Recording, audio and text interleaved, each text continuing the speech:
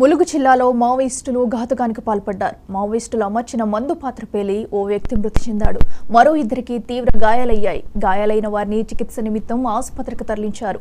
వాజేడు మండలం కొంగాలగుట్టపై ఈ ఘటన చోటు చేసుకుంది. మృతుడు జగన్నాథపురానికి చెందిన యేసుగా గుర్తించారు.